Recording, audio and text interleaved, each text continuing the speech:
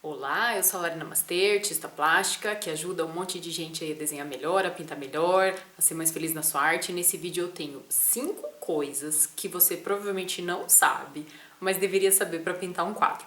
E vamos logo para a primeira delas, que é a diferença entre sépia e sombra queimada. Eu tenho certeza que se você já pintou algum quadro na sua vida, provavelmente você já usou ou sépia ou sombra queimada, ou é bem comum para você usar isso, seja para tonalizar, para pintar retrato, para pintar paisagem, para pintar qualquer coisa, porque são marrons muito úteis para nós, pintores. Só que existe uma diferença entre sépia e a sombra queimada. E eu sempre falo que quando vocês compram um tubo de tinta, vocês têm que ler bastante o rótulo, né? E ver qual que é a composição de pigmentos.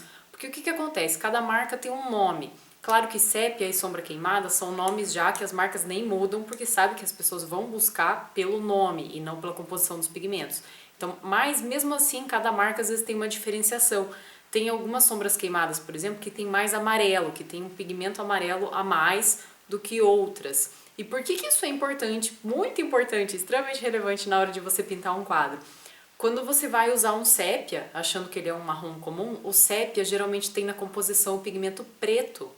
E o que isso interfere? Quando você vai jogar às vezes você quer misturar um branquinho ali para clarear um marrom e ele fica cinza. Se já aconteceu isso contigo, escreve aqui nos comentários, que comigo acontecia bastante. Aí você pergunta, poxa, mas eu só queria clarear meu marrom, por que ficou cinza? E é porque existia um pigmento preto na composição do seu sépia.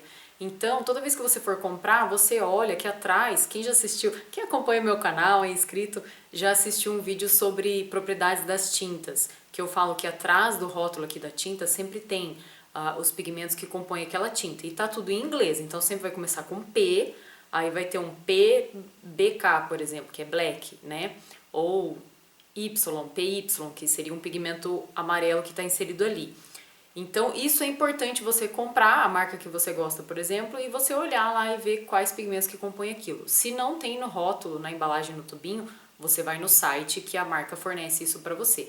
E isso é relevante, porque, por exemplo, eu não gosto muito de pintar com pigmentos, com tintas, composições que tem preto, porque tende a ficar cinza em algum momento ali sem querer.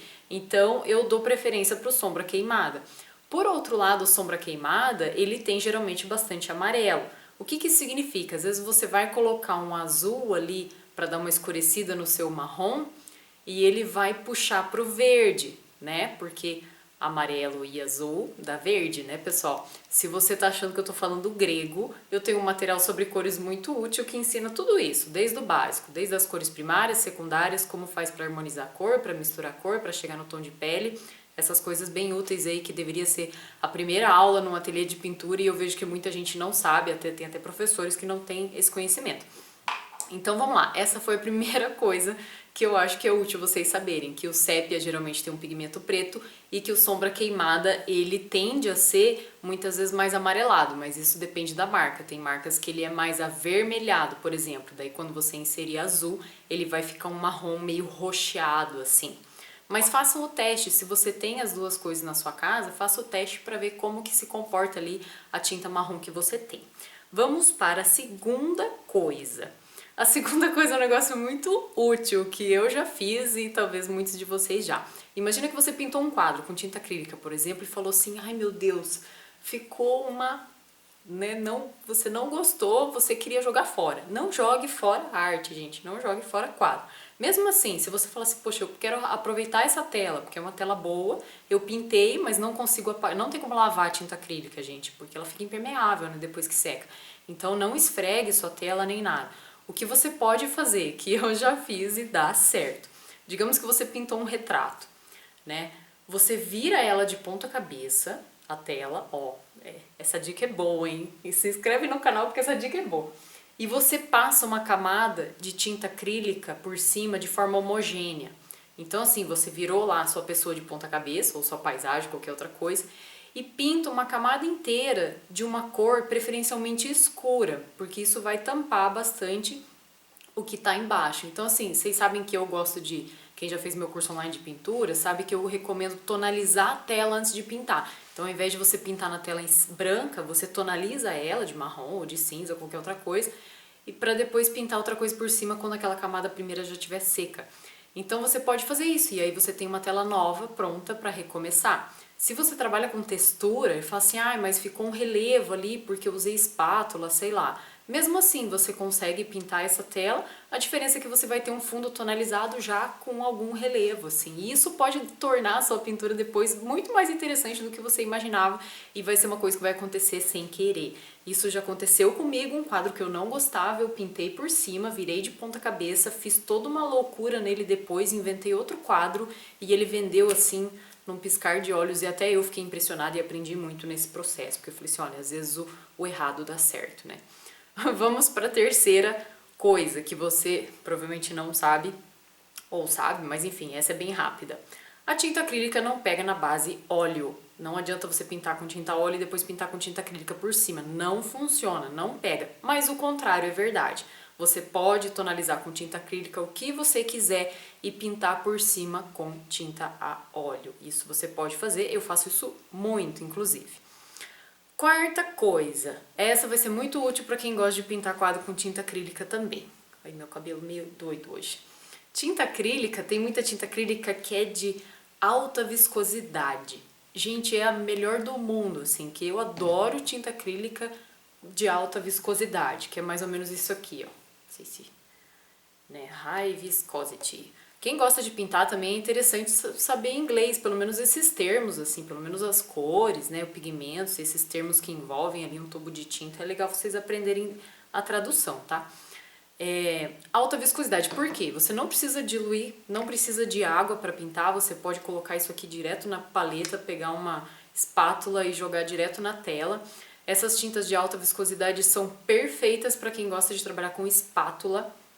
Então você colocar uma camada mais grossa, aquilo não vai craquelar. Eu recebo muita pergunta de gente que fala assim, ai, craquelou meu quadro, o que que eu fiz de errado, como é que eu faço para consertar? Consertar um quadro craquelado, eu ainda não achei essa solução, assim, eu acho que é quase impossível. Mas tem como evitar isso. E é você usando tinta com mais viscosidade, tinta boa, viscosidade é uma propriedade da tinta, e usar menos água, tá? Então sempre deem preferência para tintas mais profissionais, se você não consegue comprar tinta profissional, porque é caro realmente, use as tintas que você costuma usar geralmente, só que evite inserir água demais, tá? A tinta acrílica ela tem um limite ali da molécula dela, se você ultrapassa esse limite, acaba não dando certo. As pessoas me perguntam, eu consigo um efeito de aquarela com tinta acrílica? Até pode tentar um efeito de aquarela com tinta acrílica, mas ela tem um limite de diluição de 50%. E o meu limite pessoal, por exemplo, é 5%. Essa é uma tinta que o pessoal está usando bastante, eu inclusive, você encontra em livraria, ela é bem baratinha e bem boa. Eu tô gostando muito de usar essa tinta. Só que ela é fosca, não se confundam, o pessoal aí tá pintando com tinta fosca e querendo que fique brilhoso, e na verdade não vai ficar fosco. Mas dá um efeito legal esse fosco. Acho que eu me enrolei, vamos para a quinta coisa que é importante você saber se você gosta de pintar. Vocês gostaram do meu cenário hoje, ó? É meu ateliê aqui. Um outro dia eu sempre falo que eu vou fazer um tour e nunca faço, mas eu vou fazer. A quinta coisa, validade. Gente, tinta tem uma validade curta, tá? É às vezes menos do que alguma comida que você compra no mercado. Então, de um modo geral, a tinta ela tem ali, eu percebo que às vezes é 12 meses, às vezes é 24 meses. E poxa, 24 meses passa num piscar de olhos, né? Eu mesmo tenho um monte de tinta vencida aqui que eu falo, ai meu Deus, a tinta tá vencida, daí eu acabo dando prioridade, se ela acabou de vencer, eu pinto fundo, faço outras coisas, pinto paleta, eu mesmo faço minhas paletas de pintura, né? Então, tenham esse cuidado, porque às vezes a pessoa tá craquelando a sua tinta porque simplesmente ela não tá mais útil, não tá na sua melhor performance para ser utilizada. Eu tô montando um monte de materiais legais, um monte de treinamento para vocês, vou deixar o link aqui do site.